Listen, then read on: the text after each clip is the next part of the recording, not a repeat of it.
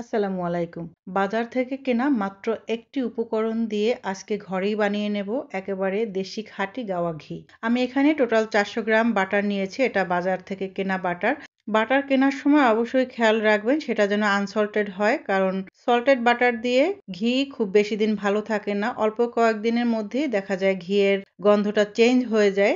Butter দুটাকে আমি ছোট ছোট টুকরো করে কেটে নেব। এটা আসলে অপশনাল, না কাটলেও হয়।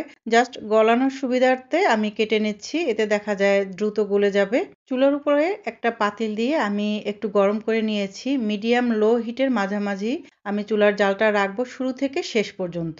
বাটার কিন্তু আস্তে আস্তে গলা শুরু হয়েছে। চুলার জাল কিন্তু কোনোভাবেই বাড়ানোও যাবে না আর কমানোরও দরকার নেই। দেখুন গলে একসময় এরকম ফেনার মতো উঠে আসবে।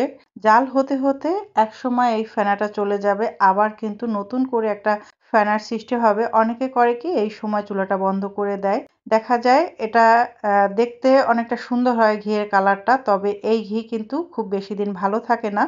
তাই ঘি যদি আপনি বেশ কিছুদিন রেখে খেতে চান আর সুন্দর একটা ঘ্রাণ পেতে চান, তাহলে এই অবস্থায় বন্ধ না করে আরও কিছু সময় অপেক্ষা করতে হবে। দেখুন আবার নতুন করে কিন্তু ফেনা তৈরি হয়েছে।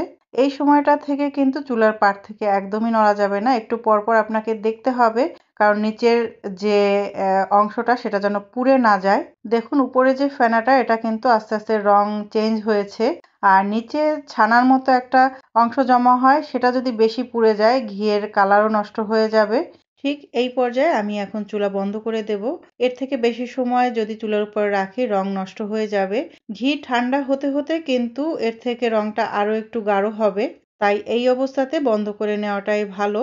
এখন অপেক্ষা করব কিছুটা ঠান্ডা হওয়ার জন্য। 10-15 মিনিট অপেক্ষা করে আমি এটাকে ছেঁকে একটা জারের মধ্যে ভরে নেব।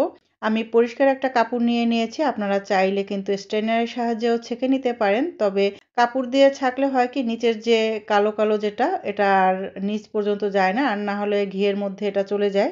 এত সহজেই যেহেতু ঘরেই ঘি বানিয়ে নেওয়া যায়, তাহলে বাজার থেকে কিনে আনার কি দরকার। আজ তাহলে এখানেই বিদায় নিচ্ছি। সবাই ভালো থাকবেন, সুস্থ থাকবেন। ভালো লাগলে চ্যানেলটি সাবস্ক্রাইব করার অনুরোধ রইল। আল্লাহ হাফেজ।